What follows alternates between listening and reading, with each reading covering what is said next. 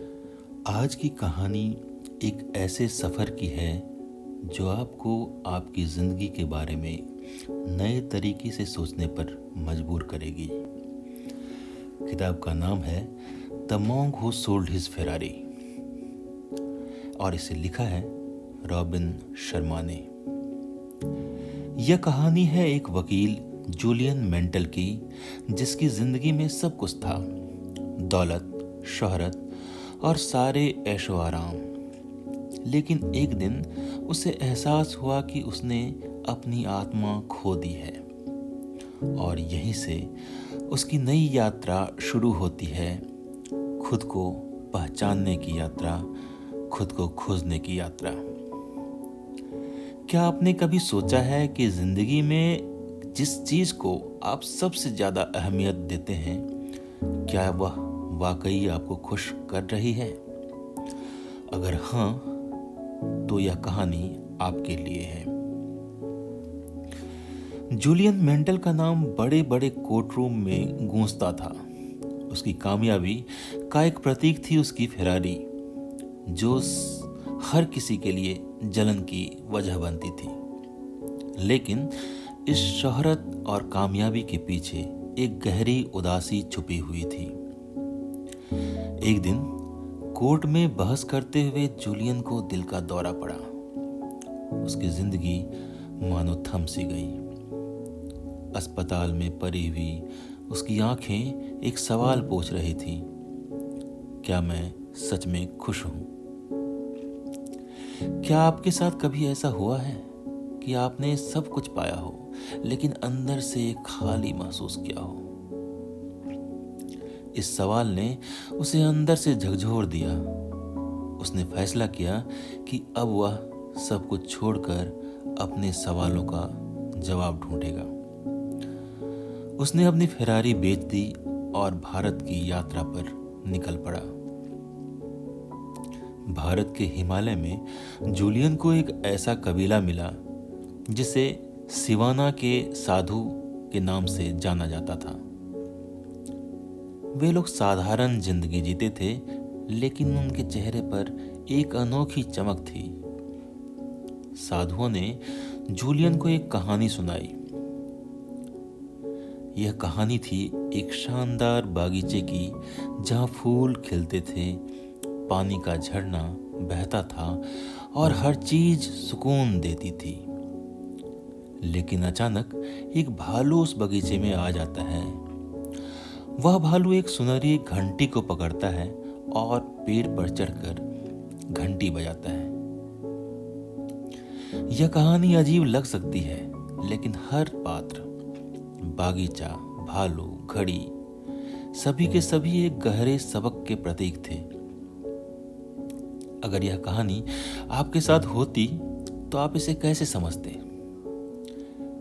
चलिए हम बताते हैं, एक एक कर समझाते हैं उस किताब के अनुसार।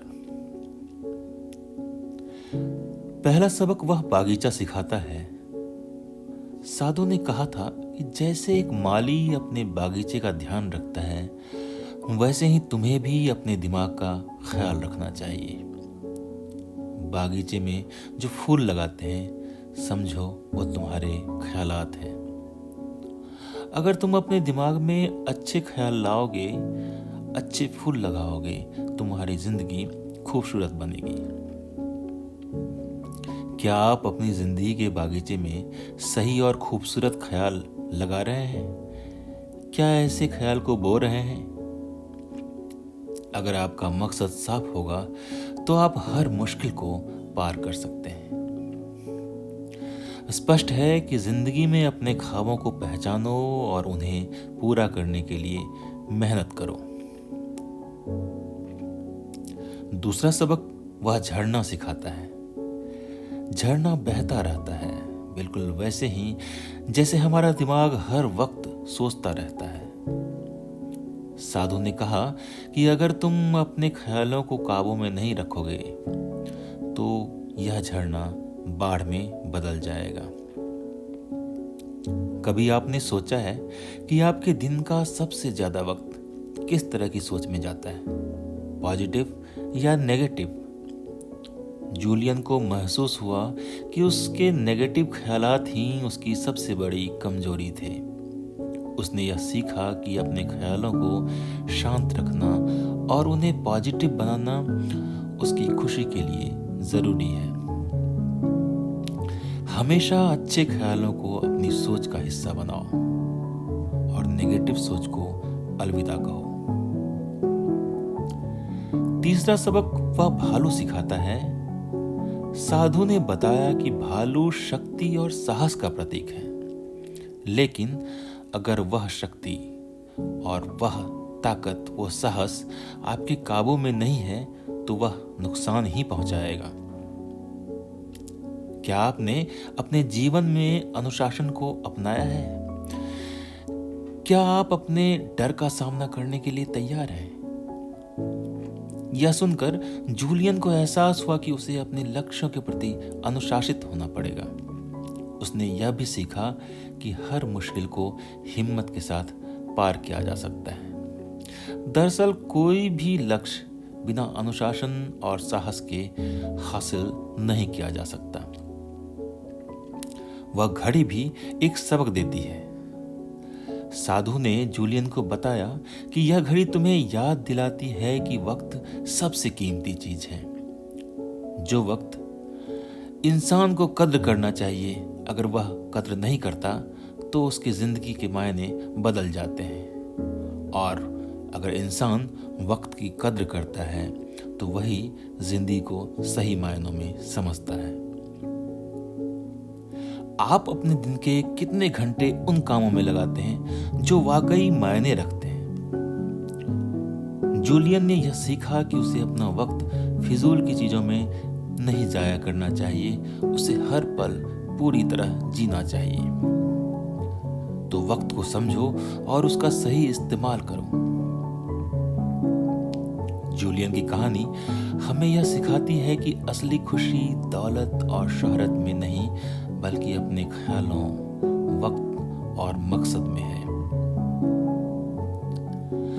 अब आपसे मेरा आखिरी सवाल है, क्या आप अपनी जिंदगी में इन सबकों को लागू करेंगे? और अगर हाँ, तो आपका पहला कदम क्या होगा? दोस्तों, आपने इस किताब से बहुत सारी चीजें सीखी। उम्मीद है आप इन चीजों को इम्प्लीमेंट करेंगे, लागू करेंगे अपनी जिंदगी में। उम्मीद है यह कहानी आपको जरूर पसंद आई होगी, और अगर यह कहानी आपको पसंद आई हो तो इनकी चीजों को आप अमल करना शुरू करें और इसे अपने दोस्तों के साथ जरूर शेयर करें और अपनी जिंदगी को बेहतर बनाने का पहला कदम उठाएं।